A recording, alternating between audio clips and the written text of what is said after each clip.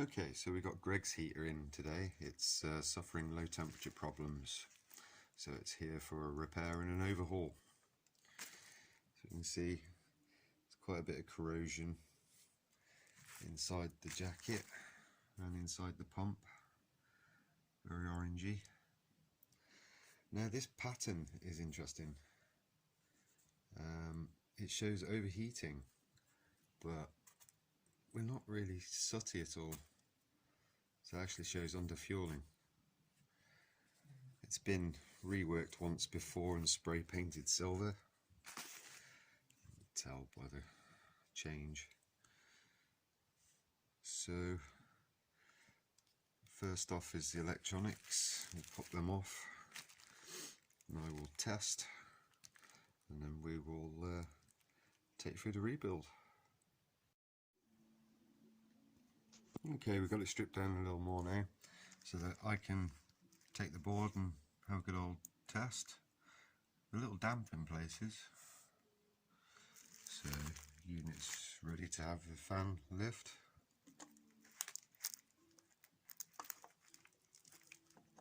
If it can be done with one end.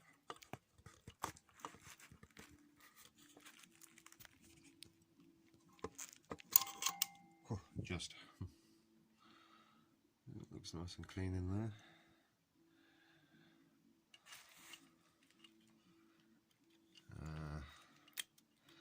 The gasket's very brittle, very dry. Replacement.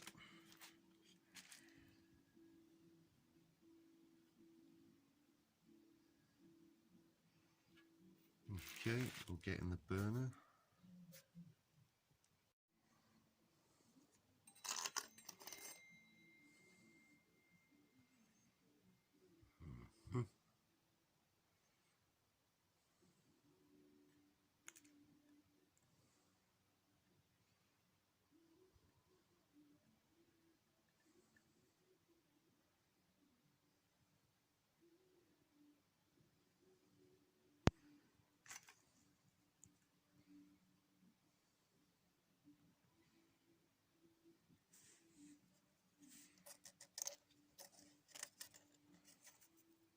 It's been blowing by on the gasket right here.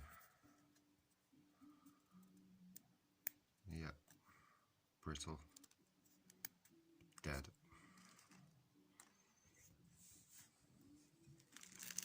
Surprisingly clean looking in there. If anything, it looks like it's been cleaned.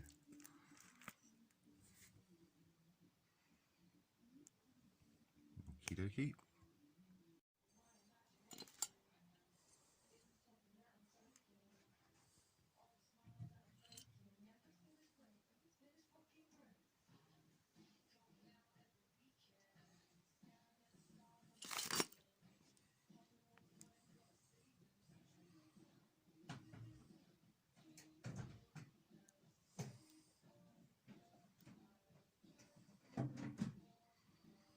Just get this in the ultrasonic.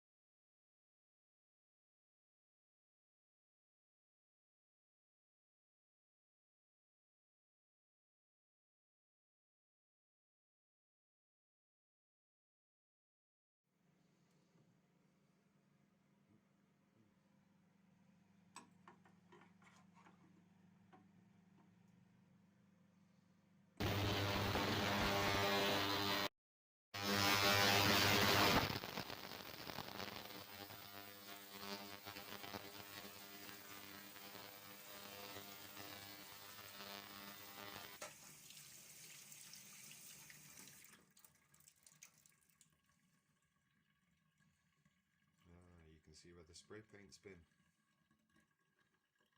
Nasty spray paint. So we'll have to remove all the spray paint. Pop the air meter off, or the air knife. I'm going to CNC 0.9 out of here. Exactly the same, just 0.9 out and smoothed off. And then it'll go down the road and be ceramic coated. We'll pop the air knife back on, and then we'll skim it by 0.3.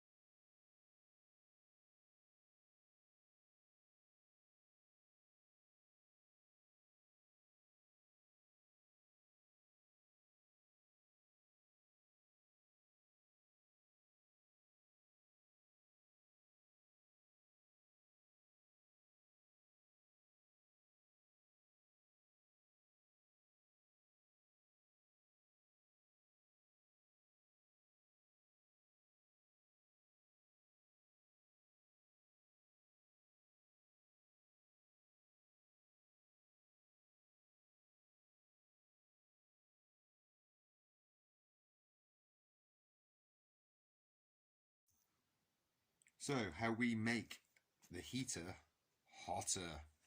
We've got Greg's heater here, he's sent it in, it's all been stripped and cleaned.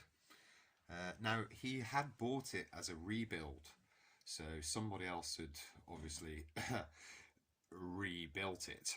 Now, you can see that it was shitty spray paint that was used, absolutely terrible job. They got it all in the fan bowl, all over the actual air knife. The actual turbine was sat about 2 mil high. It's not producing enough pressure. So obviously we've stripped it down, cleaned it all. It's ready to go to powder coat. So that will be powder coated. This will be going to the engineering firm up the road. And what they're going to do is remove the air knife.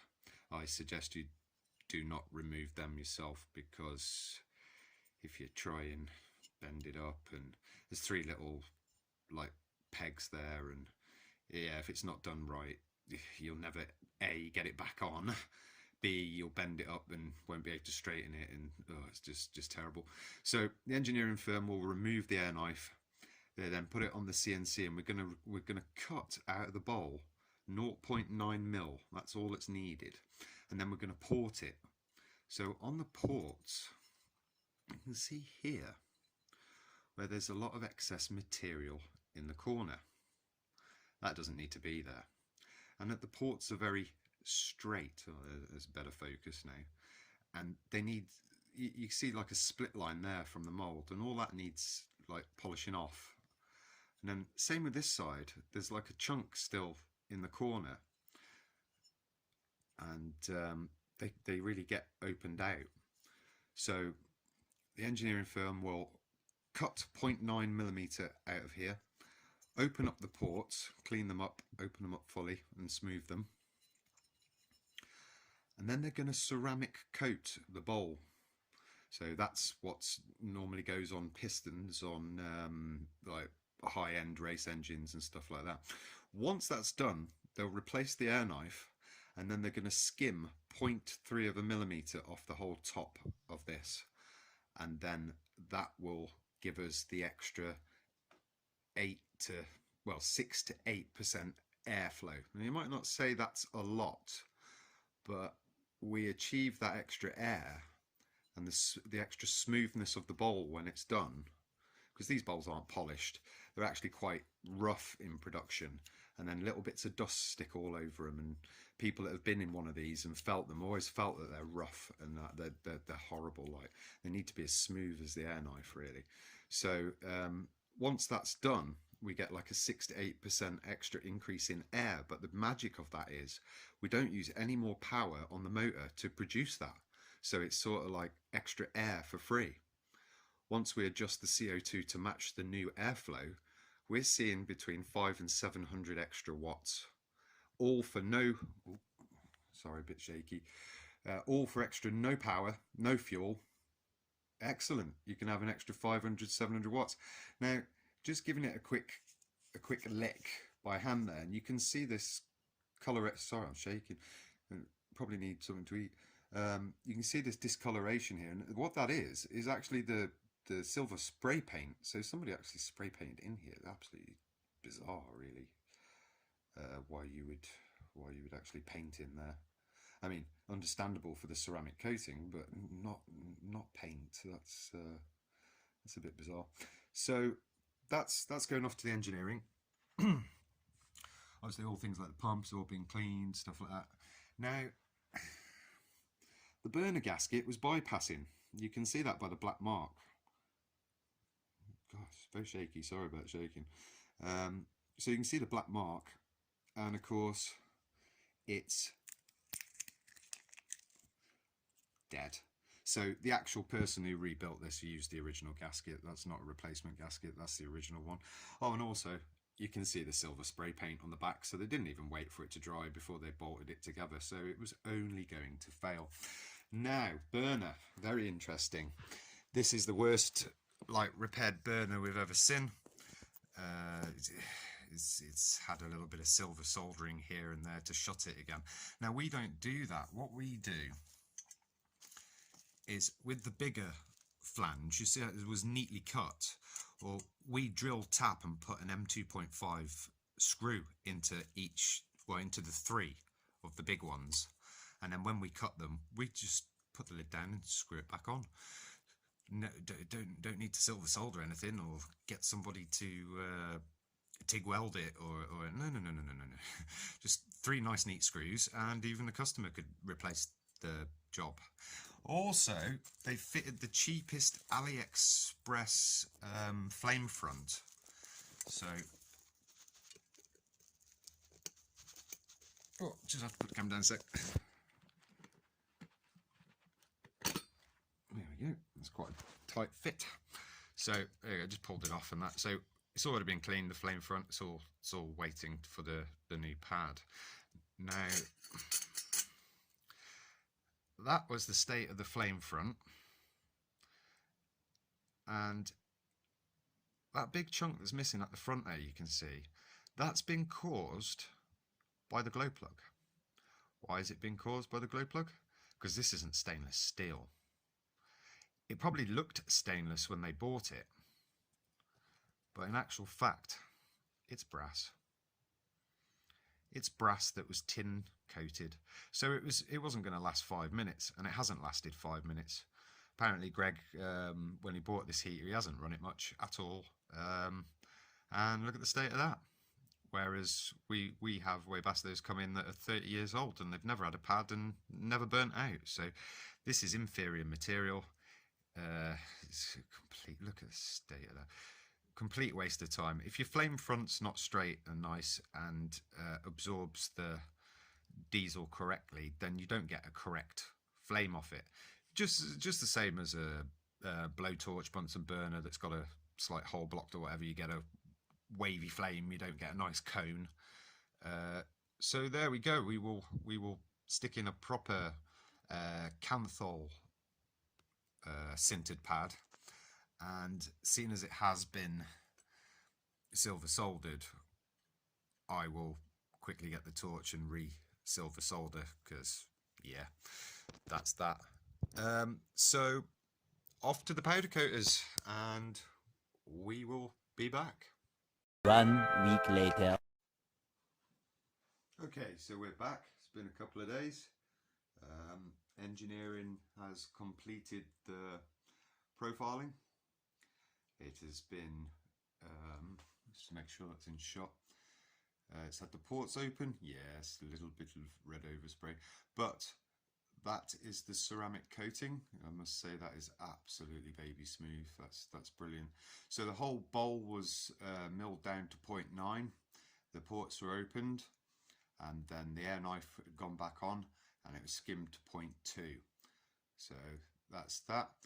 Powder coating is absolutely delectable, absolutely hard, no dirty spray paint here. So that's good. The body is now all complete. Lovely powder coat job there with a fresh gasket ready to go. So I'll proceed by installing the burner and closing the fan, which we'll do now.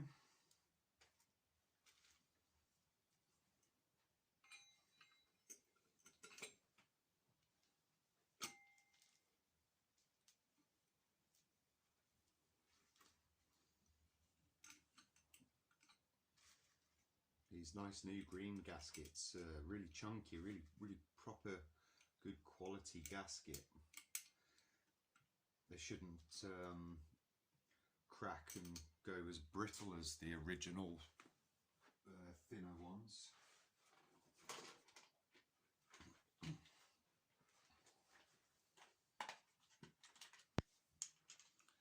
So we'll get the burner locked down.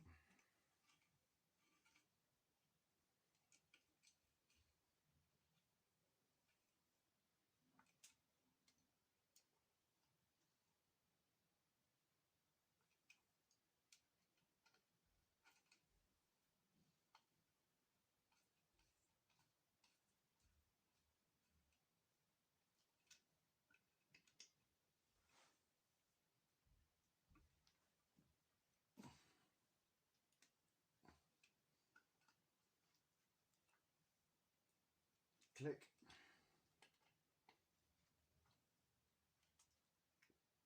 Click.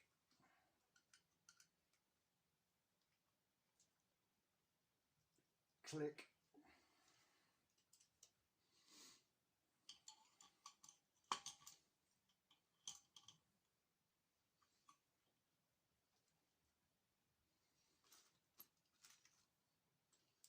Now install the fan.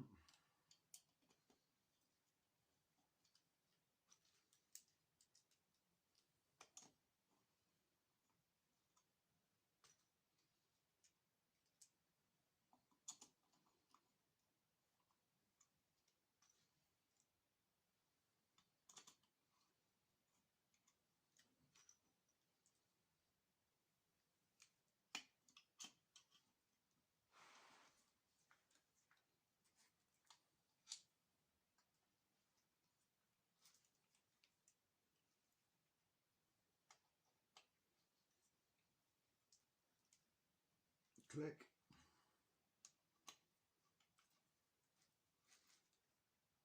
Click.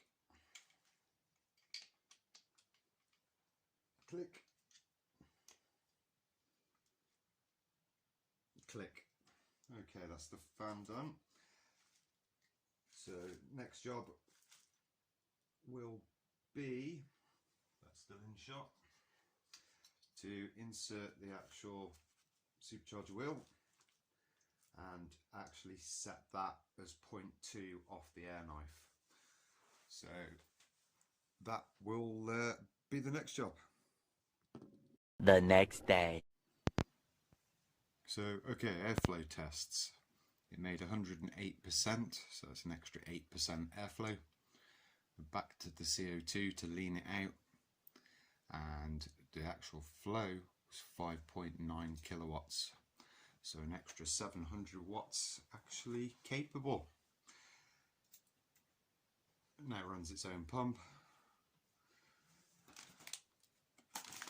It will be sent out back to Greg tomorrow.